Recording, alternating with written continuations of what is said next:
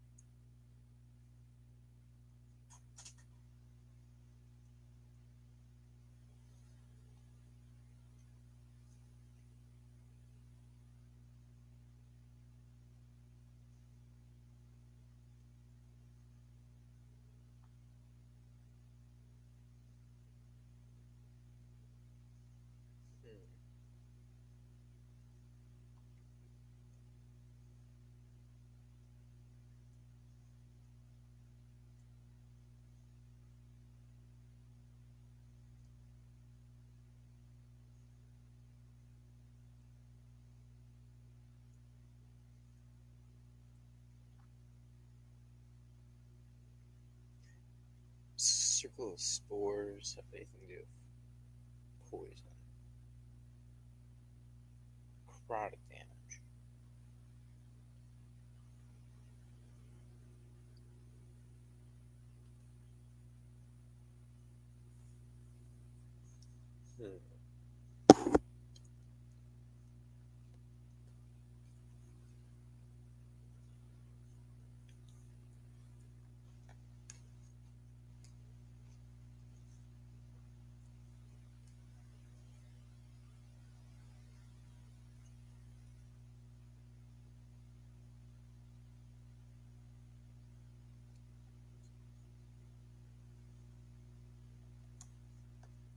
Interesting.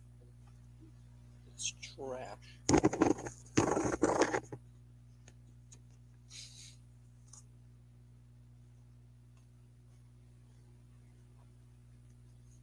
Well, maybe not. We're on a cold bowl campaign.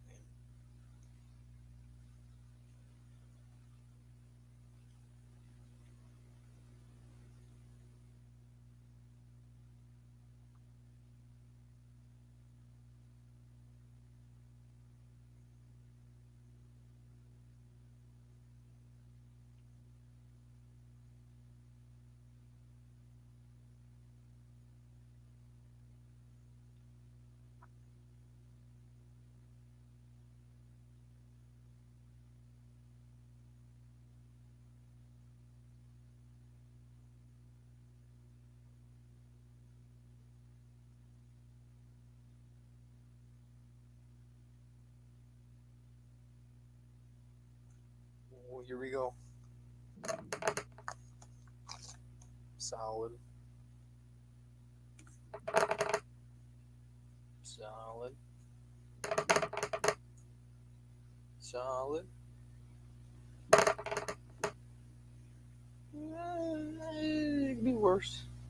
It could be worse. Shit, okay. Well, it's a fairly balanced character. Let's give him wisdom.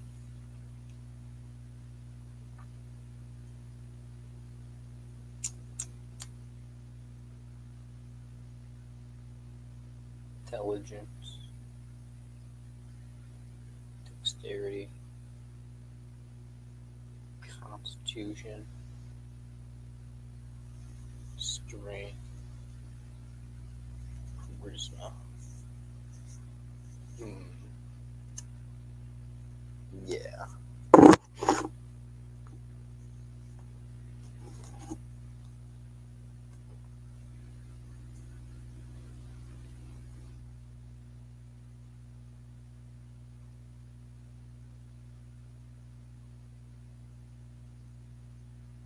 +1. +2 is strength. Am I playing this again?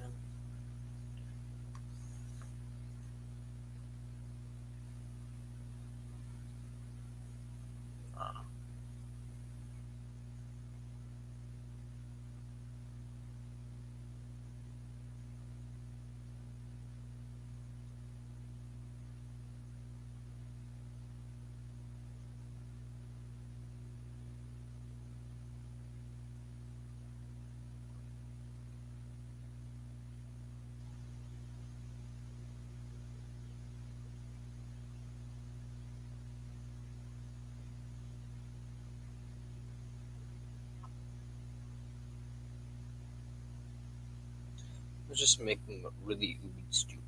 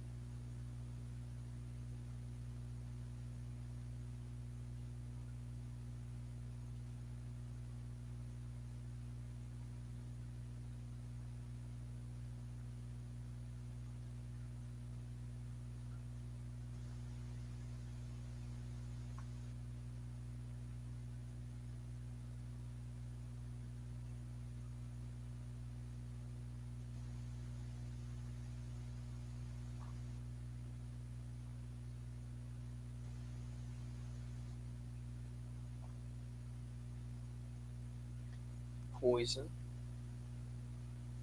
Uh,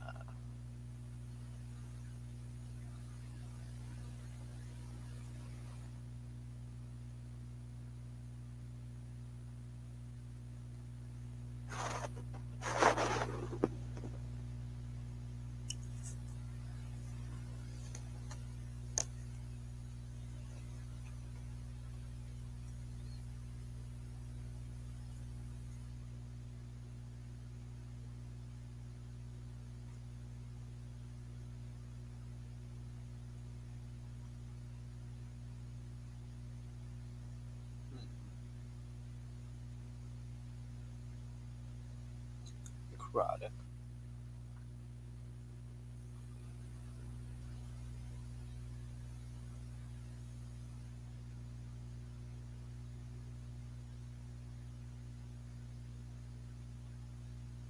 Hmm.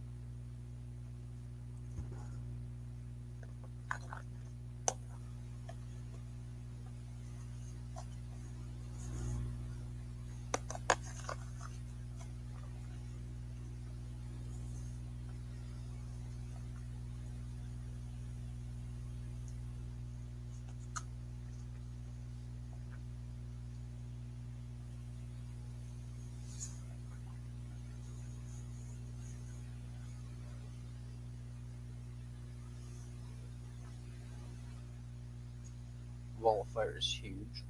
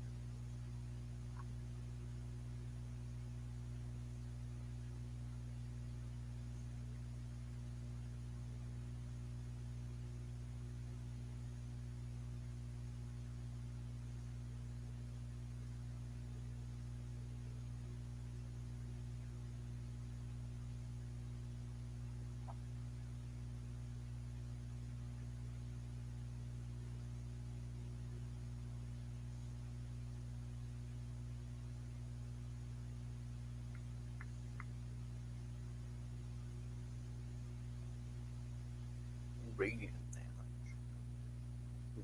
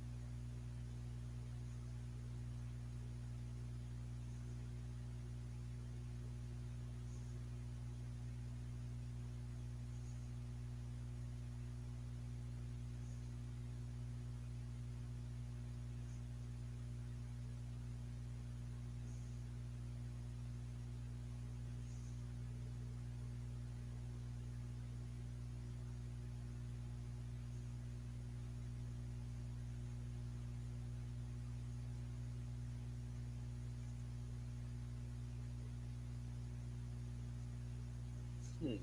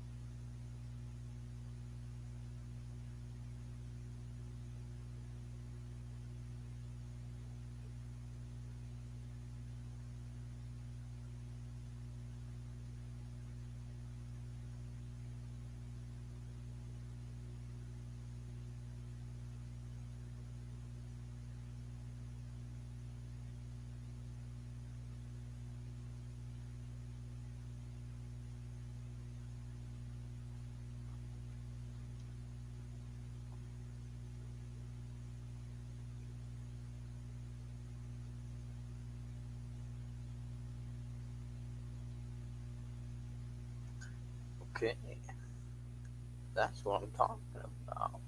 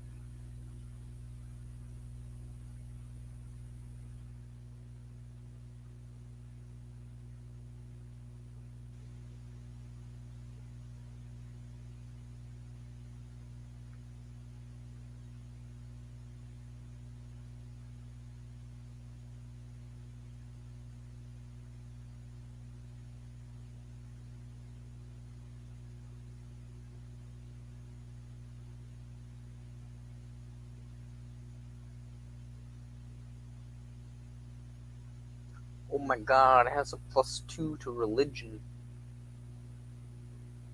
Truly beautiful.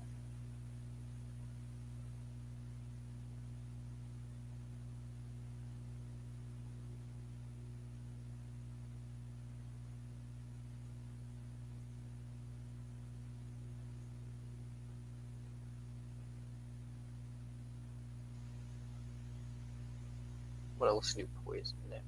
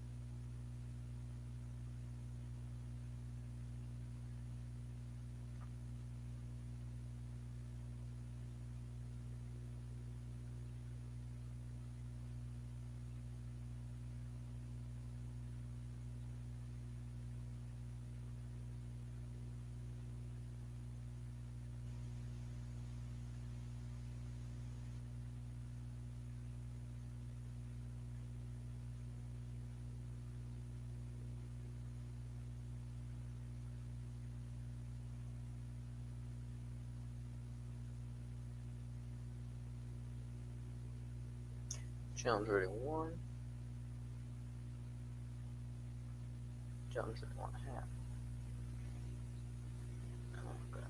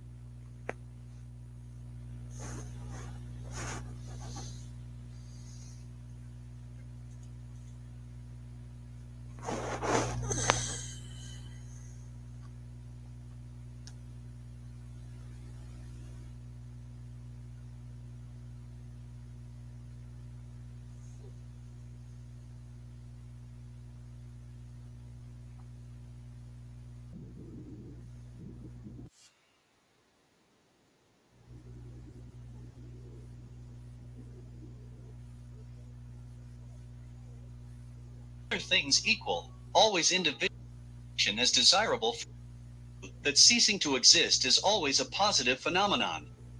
It recognizes that to cease to exist is always better for Yo, subscribe to Cosmic EFIList if you haven't. His channel's great. an individual than existence. Doesn't really upload much though. In fact, although philosophical primordialism always sees cessation as desirable from a selfish point of view, nowadays, primordialism also seems to describe the notion that there are situations in which it is selfishly profitable to continue to exist. The original primordialism, propagated by Jiwon Huang, makes it clear that ending existence is always better for the individual than continuing life, and that, assuming annihilationism, therefore assuming that death is annihilation, it is, other things equal, always individually more profitable to choose an earlier death. I consider such absolute primordialism to be a logically coherent view, well argued, and deeply rooted in pure existential pessimism. Jiwan Huang himself took his own life in his early 20s, as did the 19th century philosopher Philip Mainlander, at the age of 34, and probably like dozens of others who did not consider propagating that philosophy worth their time.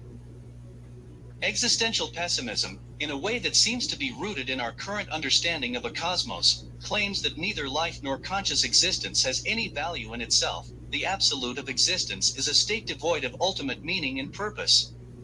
There is a lack of fulfillment in the lives of sentient beings due to constant needs and desires, so existence is a state of constant existential dissatisfaction. All actions are motivated by needs that potentially never end, and meeting and satisfying them is necessary to get rid of negative sensations such as boredom, emptiness, despair, and suffering. All pleasant states can be brought down to reducing this existential, metaphysical dissatisfaction. Desires can be seen as undesirable in itself, as in tranquillism, or as the immediate cause of suffering, which only is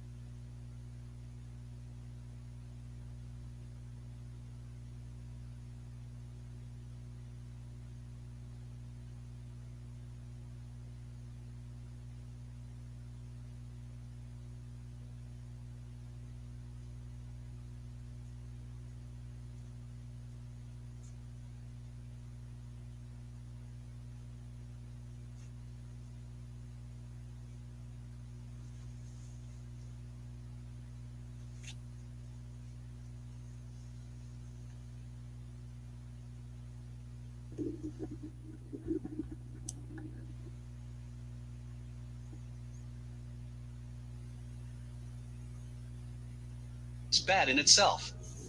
On the first assumption, primordialism becomes legitimate and rational as long as there are desires or potential for them to exist. Therefore, as far as we know, in absolutely every logically possible state of being. In the second case, if transhumanism and superintelligence could eliminate suffering and replace the gradient of dissatisfaction with a gradient of bliss, primordialism need not be obligatory if we consider pleasure or fulfillment to be good in itself. Even in such a scenario, however, there is a potential for suffering, so primordialism still seems a rational choice. In practice, I do not see a way to create any positive state in itself. The phenomenon of pleasure and fulfillment, even if they were the only states that exist, does not make the gradient of dissatisfaction something else by nature. The only thing that changes is the intensity of the metaphysical dissatisfaction felt. If we could make all minds immune to suffering, knowing absolutely nothing they feel is unpleasant, it would probably be a beautiful vision, but the state of being, with the existence of desires, would still be a metaphysically negative state.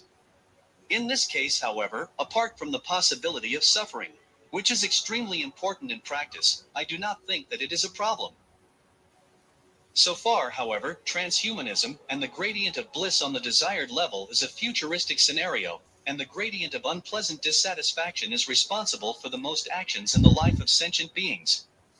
By accepting the metaphysical view of reality postulated by existential pessimism and recognizing subjective fulfillment and non-fulfillment as a value, and it is in practice a value for every sentient being, life should be a state that does not bring and cannot bring anything different than, in the best scenario, minimization of the ultimate existential non-fulfillment.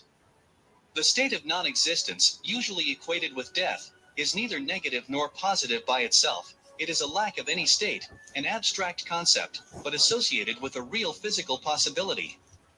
Death, more specifically non-existence, is not a negative phenomenon, and since there is no positive phenomenon by nature, it is the best possible state, because of its absolute neutrality and lack of any potential. Death is... I'm going to leave her there for now. I'm going to let anybody who found that interesting to go to my boy's stream. It's not stream, go to his channel. Again, Cosmic EFIList, and watch the rest of his video. It's 18 minutes long. I only played the first 4 minutes. I recommend you check it out in your own free time. I'm Promortalism.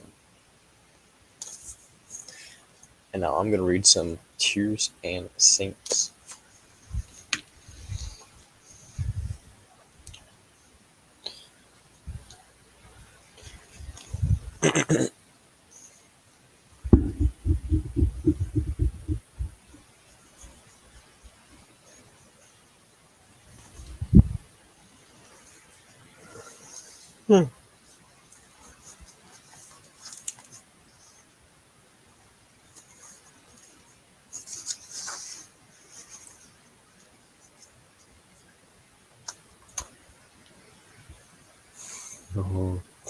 The answer saintly woman gave, whatever their parents begged them to marry, was invariably the same.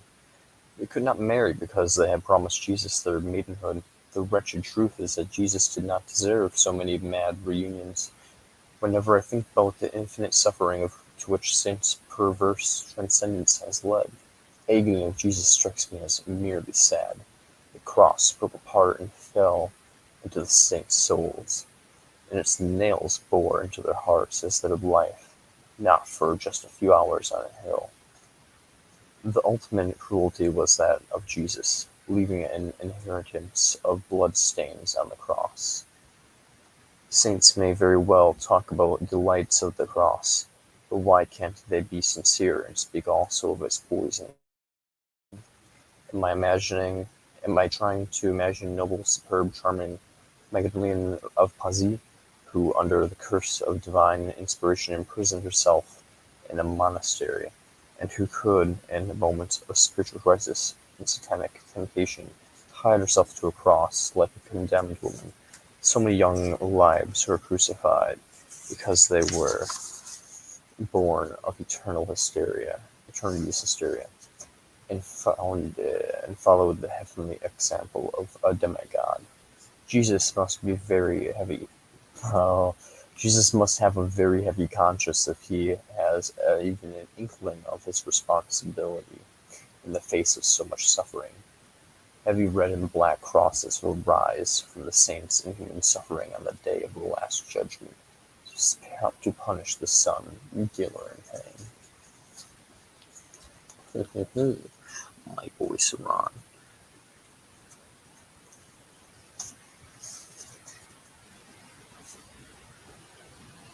Had all moments that are not ecstasy been indifferent and insignificant, sainthood would have been a priceless gift. Yet they are not merely dull. They also have a cold, uninterrupted bitterness which dries up the soul and renders it incapable of love. Dryness of the soul is the term commonly used by saints to describe this obscure aspect of their condition.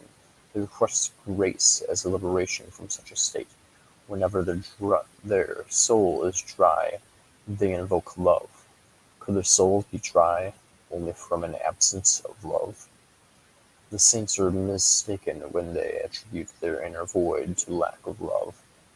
They know physiologically only the supplement of the sky. If they knew they were praying with the dryness of their souls for the vibration of ecstasy, a cowardly fear would grasp them in front of God, and they would not seek new encounters.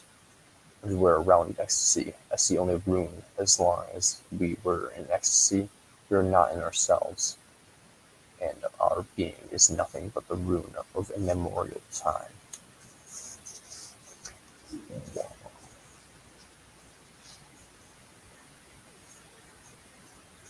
Saint Algunda, a descendant of Frankish kings, gave early signs of heavenly vocation.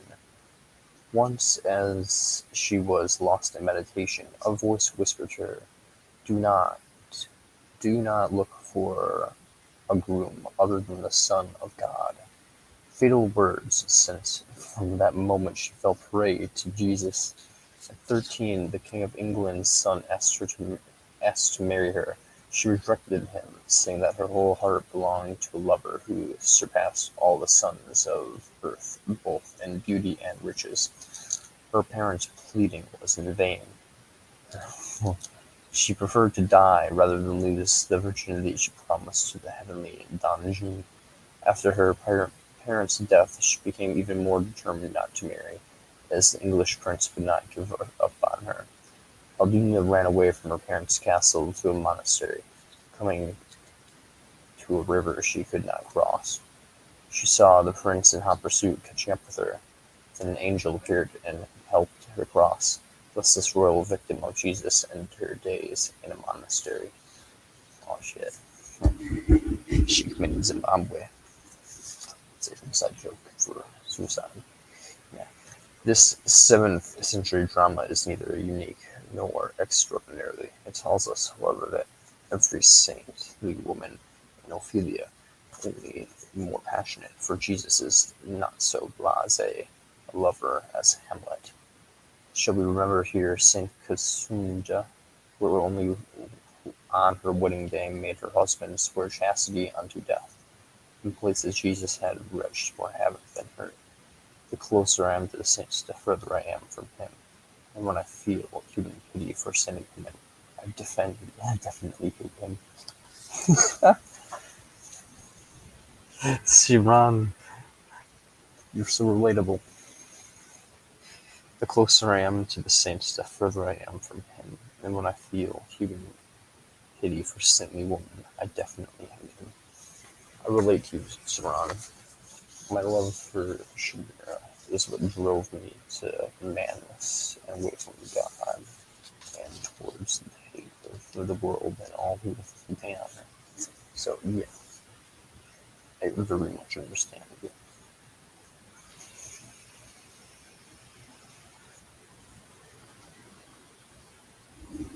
Pascal was a saint without temperament. Temperament. Ooh. Nietzsche's great merit is that he knew how to defend himself from saintliness. What would have become of him had he let loose his natural impulses? He would have been a Pascal with all the saints' madness. As long as one believes in philosophy, no one is healthy. Sickness begins when one starts to think.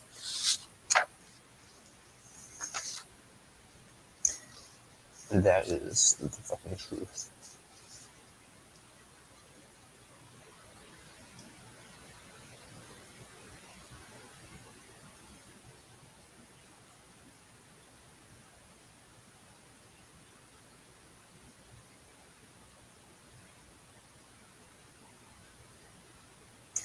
All great conversations are born from the sudden realization of life's meaninglessness.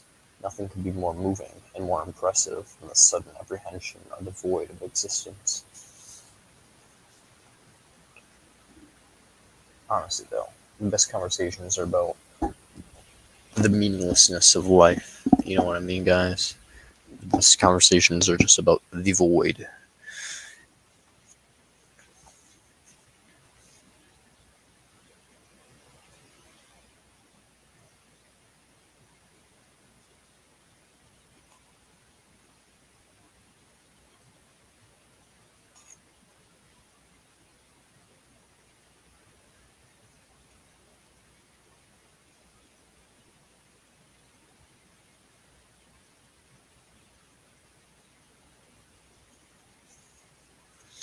All saints are sick, but luckily not all sick people are saints.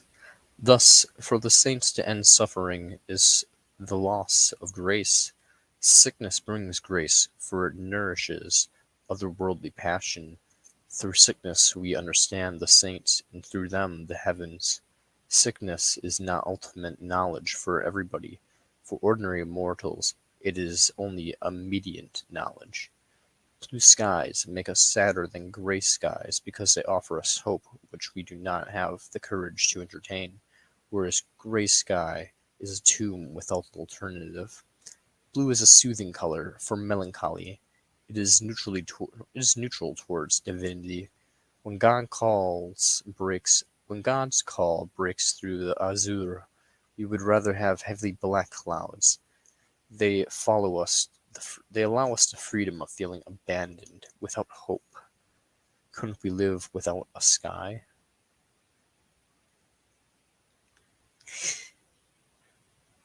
When God's call breaks through the azure, we would rather have heavy black clouds.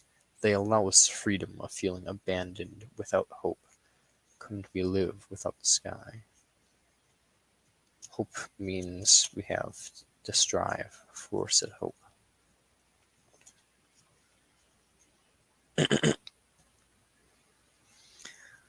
Our lack of pride belittles death. Christianity taught us to lower our eyes, to look down, so that death would find us peaceful and meek. 2,000 years of training accused us quite modest, sure death. We die down. We do not have the courage to look at the sun at the last moment. If we cannot combine the elegance of Athene with the passion of conquistador, the same gravitational death is in store for us too. We shall then expire quietly in the shadow cast by our lowered eyes. Oh, but to death with muscles strained like a runner waiting for the starting signal, hands thrown back, braving space and conquering death, full of pride and illusion of force, I shall dream of an indiscreet death, in full sight of infinity.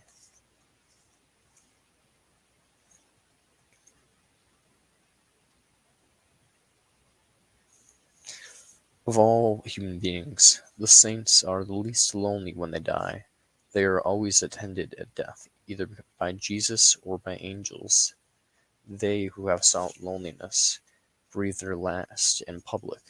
The destiny of simple mortals is infinitely more bitter since he dies without either heavenly or earthly help, without the cowardly support of dialogue. Whenever their end drew near, the saints turned themselves in and died peacefully, sure of their ultimate destination. But what about all others, the eternal leapers of this earth, their eyes downcast, looking at the dust under their feet, their souls blown away like dust? How can they die without the refreshing comfort of some little hope? When I think of all the agonies on this earth, I know there are souls which I could not be lifted by cohorted angels, so heavy they will not be able to rise at the last judgment, frozen in the bareness of their own curses. Only light souls can be saved, those whose weight will not break the wings of angels.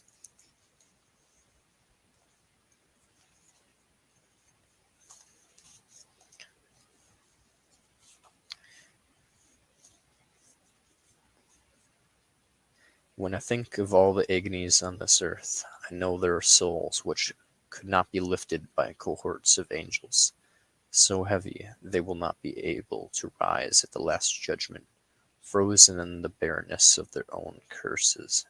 Only light souls can be saved, those whose weight will not break the wings of angels. Thank you, Saran. Very cool. Why? People usually do not distinguish between those who are born saints and those who become saints, but it is in one thing to see the light of day when you are already loaded with grace, in another to pay dearly for it, and win in step by step. Born saintliness is easy and without responsibility. The saint is only a tool of grace, an unconscious organ of perfection. I dread to think of the saint without talent, those who have worked hard for heavenly grace and paid for it in the sweat of their body and soul. They are more numerous. They owe everything to suffering. The privileged true owners of the Azur do not go beyond a certain indiscrimination towards suffering. and do not use it more than as a pretext. The talent for saintliness helps you sneak a drolity through the course of suffering, but most saints have lain themselves across the path of suffering, and not a single one has failed to hit them.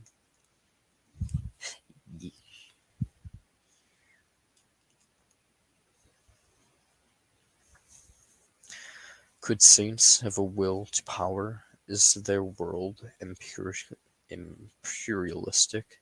The answer is yes, but one must take into account the change of direction. Whilst we waste our energy in the struggle for temporary gains, their great pride makes them aspire for absolute possession. For them, the space to conquer is the sky, and the weapon suffering.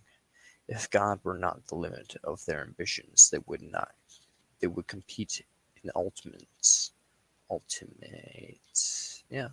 And each would speak in the name of yet another infinity. Man is forever, and proprietor.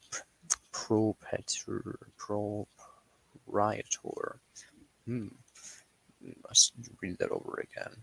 Man is forever a proprietor. Not even saints could escape this mediocrity. Their menace has divided up heaven in unequal proportions, each according to the pride they take in their suffering. The saints have redirected imperialism vertically and raised the earth in its supreme appearance, the heavens. Come on, guys. Someone just join and talk about veganism with me so I don't have to ramble about sad boy saints.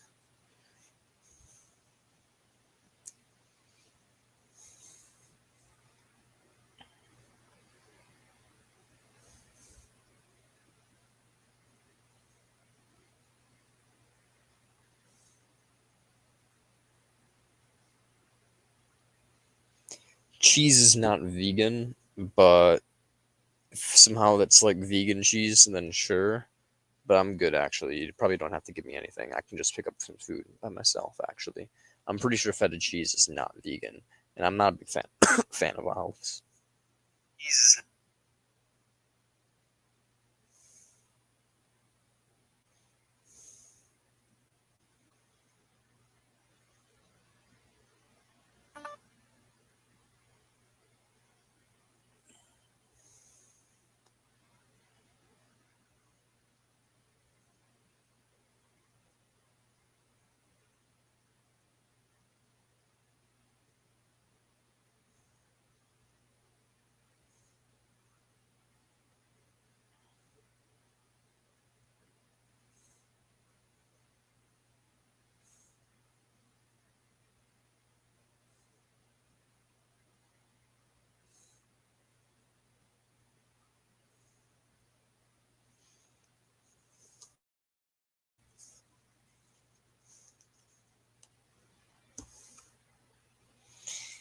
I can't believe people ask me these questions.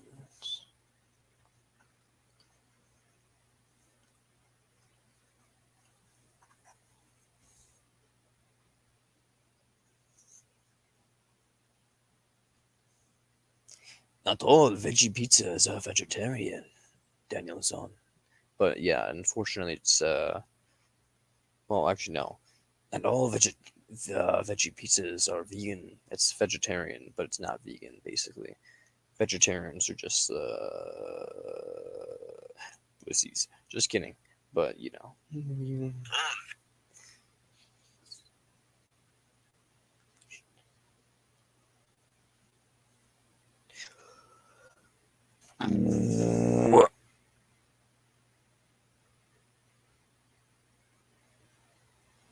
Only by forgetting everything can we truly remember. A weak memory reveals us the world before time.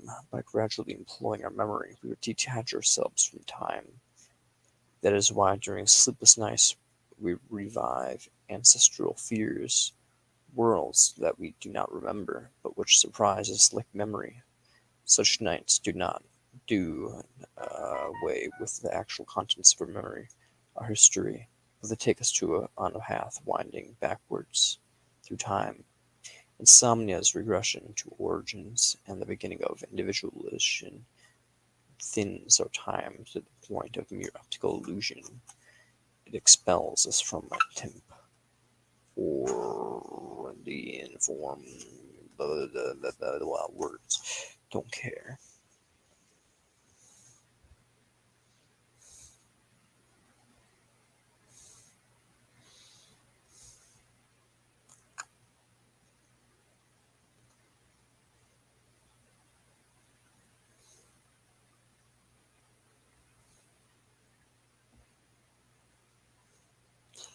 Yeah, that's a lot of cheese. I'm just gonna pick up some Taco Bell and I'm gonna bring my own cheese. So, yeah, that sounds like a plan for me. Yeah, that's a lot of cheese. I'm just gonna pick up some Taco Bell and I'm gonna bring my own cheese.